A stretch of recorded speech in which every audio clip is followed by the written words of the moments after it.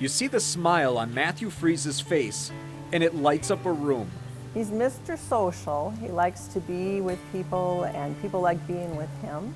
Just like I think everyone else meeting him for the first time, the thing you notice the most is his great big smile and grin.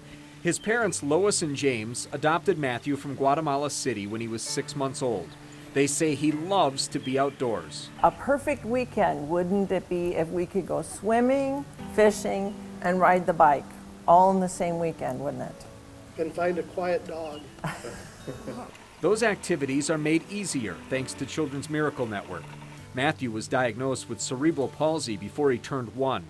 The condition affects the way his brain communicates with his muscles. Some of his muscles end up being kind of tight, like really tight, and some of them don't work as well. So Matthew has a lot of therapy. He has to do a lot of hard work to be able to learn all kinds of different skills. Every morning she stretches him out for almost a half hour to 45 minutes.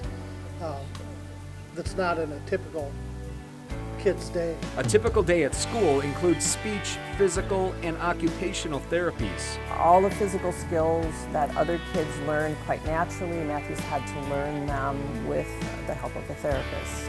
When he was little, just learning how to roll over, that was a big skill that he had to learn.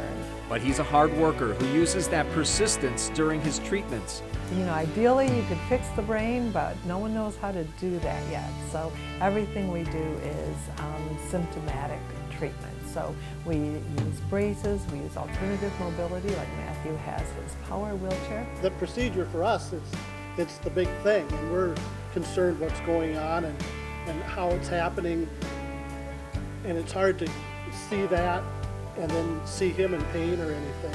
Those visits to the hospital are made easier thanks to the child life specialists. The fact that they're there when we're doing these procedures, it's a very anxious time to see 4 or 5 docs in the room buzzing around and talking amongst themselves, and to see that child life specialist there totally ignoring what's going on with him and totally focusing on him. It's really helpful.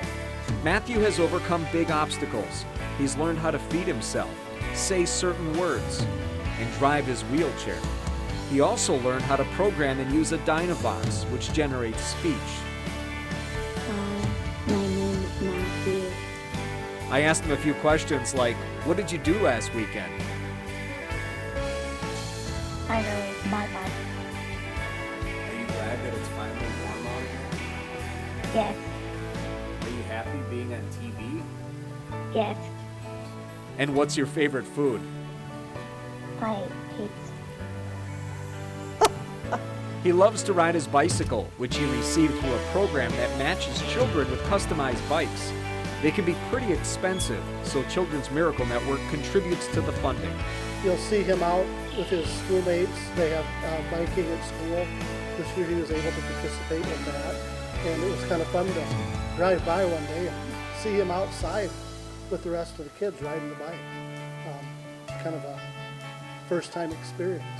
Activities like that help enrich Matthew's life. He will try anything. You know, if we're asking him to give it a good try, he's going to try everything at least once. He likes to play games. Isn't that right? He always wants to play games with us. Well, we've pretty much given up letting him win. Because he just wins. He just wins. He's Mr. Lucky. As time goes by and you realize what's the impact of cerebral palsy on your life, and you start to focus on the things you can't do and the ways in which you're not like another family. But being able to have the right kind of equipment and the right kind of things that can help Matthew participate more fully in life, then more and more we can just be a family like any other family.